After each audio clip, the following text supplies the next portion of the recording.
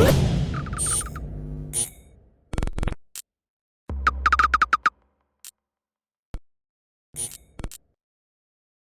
is Andi Purewal for Boxing Social in association with Betfred, and as everyone can see, I am joined by Dean Whyte once again out here in Las Vegas. Dean, you're loving life out here at the minute, aren't you? I can't stop smiling. I'm having a fucking whale of a time. Sorry about the swearing, but guys, hope you're well back home. But trust me, you best believe we living out here. We hard as hell. Dean, living it. Dean, how enjoyable has it been for yourself to be able to get away from the UK and enjoy the finer things in life once again? Let me show them. I got a Corona premiere, and things couldn't be better, man. I'm not gonna lie. It's good business where it's a countdown to the weekend. A couple of days we've got the big fight, Devin, Haney-Linares. So it's good. Right now I'm just enjoying the sun, making the most of it, drinking, hanging out. I am training. I am having a lot of Dunkin' Donuts and coffees like the Caps. But what I'm doing, I'm having a lot of sun because I know there's a lot of rain back home. So I'm enjoying myself by the pool and stuff. And I'm looking forward to Saturday night. And it's been a great build-up this week, you know. Everyone's kind of like a close-knit unit. The UK lot and the American lot have been cool as well. And been a great reception. So yeah, I'm just chilling, man. I'm just looking forward to Saturday and seeing if all the hype is justified for Devin Haney. I'm not gonna lie, I saw him in the gym last week, and like I said, he looks electrifying, looks sharp, look poised, look ready. But let's see if he can do it under the lights, man. Come Saturday night, it's all to play. It's all in play. And Linares is a serious campaigner. You know what I mean? He's a world-class campaigner. So this is going to be a standout fight for Devin Haney, and let's see what he can do. The playing fields, the ball's in his court. Let's see what he does. Dean, the odds for this fight are very wide. Devin Haney is a big favourite. I think I've read somewhere it's 1-18 to win any method. I mean, in Jorge Linares' case, I saw somewhere 7-1. So there's a big disparity there. Does it surprise you that Devin is such a heavy favourite heading into a fight against somebody like Jorge Linares, who has achieved an incredible amount during his career? Do you know what? They've got a lot of faith in their man. Obviously, you know what? Devin is the star. He's the star that's coming through. A lot of people are saying he's the next, you know, Mayweather possibly. You know, he's from Vegas, Nevada. And Linares, he's lost 6 times or 5 times, whatever he's lost.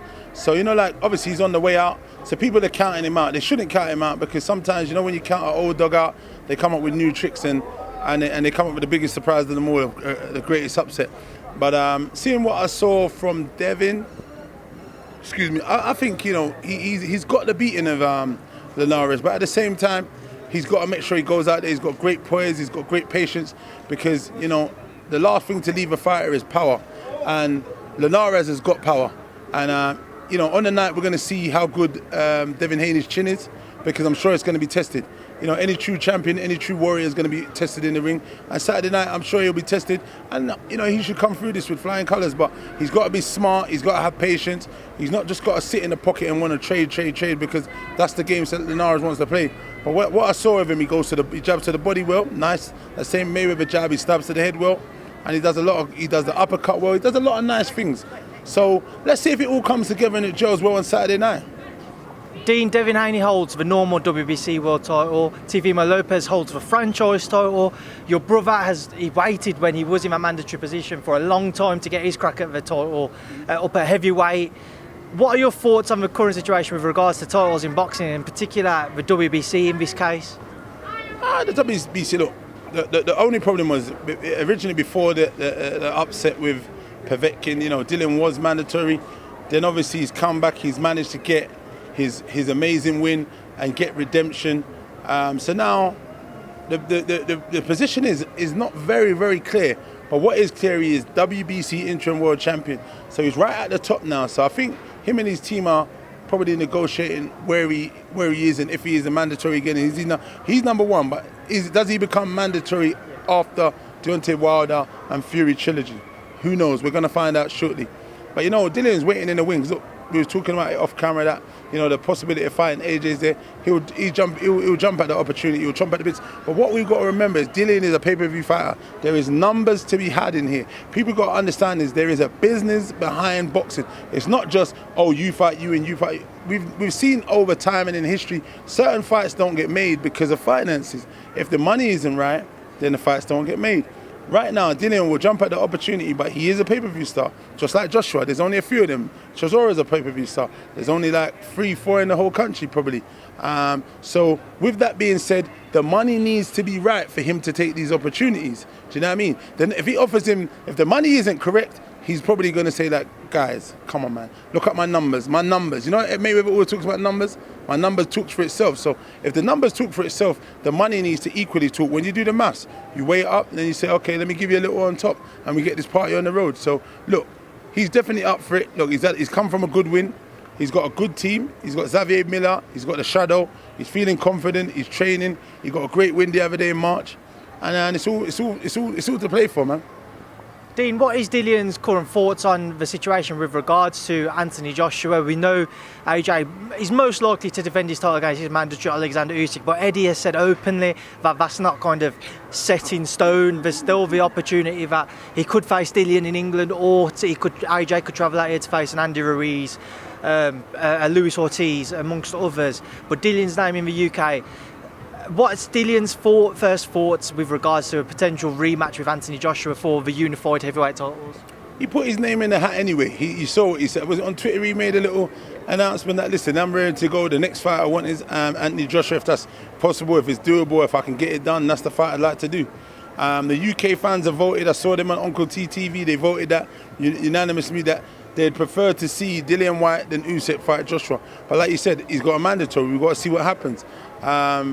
Today you've alluded, and someone else has said that Eddie Hearn wasn't adverse to them talking about relinquishing that title to make other fights because they don't want to be held hostage to the WBO. 10 days isn't a long time. When you can't take into consideration we're here in Las Vegas now, dealing with that fight now, and then you're talking about the pressures of saying go back and making another fight and doing etc. etc. So I don't know. Look, it's interesting, man. We got to see. There's old Frank Smith walking around enjoying the sun. You know what I mean? But let's see what happens. Matchroom guys, they got it. Eddie knows what's going on. Only time will tell. In the next few days, I'm sure we're going to get like some indication on what's next.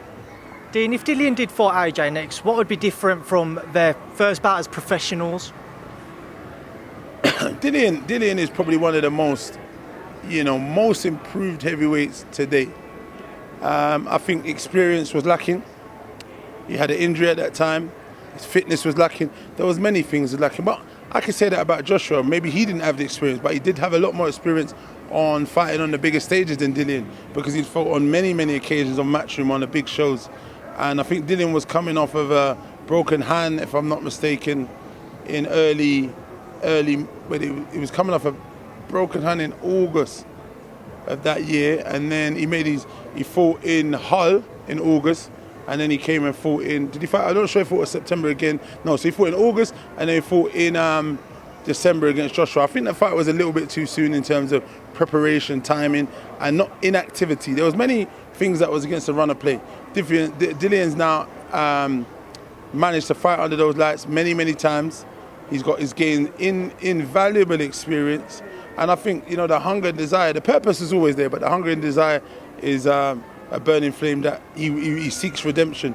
And as you saw in the rematch against Povetkin, he didn't have any hang-ups. And it's very rare to see in boxers that lose in that devastating fashion. He did.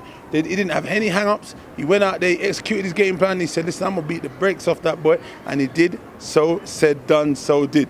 You know what I mean? So we got to give him his credit. There's not a lot of fighters. When they get knocked out like in the rematch, guess what it goes? The same way you get knocked the motherfucker out again. And he didn't. So, I feel like the second fight, if they leave it, the longer they leave it, the better Dillian's going to be. I think he's in a good position now. He's sharp, he's strong, he's fit, he's doing the rounds time and time again, and he's got that experience in the bank. Dean, obviously Saturday night is when we spoke after the fight with Josh Taylor, Jose Ramirez. You told everyone there was going to be a big party, a big night for Josh if he was successful. Was you happy with the events afterwards? Listen, we painted Vegas red. We absolutely done it. Was you there in the limo with us? Were you in the limo? Yeah. We had a cracker. Listen, we had a cracker the night. The next day in the morning, in the daytime, we went to a pool party. Then we went out again in the night. Taylor's a champ, man. He's a real gent, and he couldn't ask for a better champ. Undisputed champ from the United Kingdom, from Scotland, from the United Kingdom. A great representative because he's a very humble man. And I couldn't ask for someone you know, to be better as a champ who should, you know, fly the flag high and for the UK. Dean, final thing, you said to me a few days ago you had a couple of meetings, a couple of big ones for yourself going on over here. Can you let us in on anything, any updates? Not totally, but you know what? I'm not going to lie. I had a good day yesterday.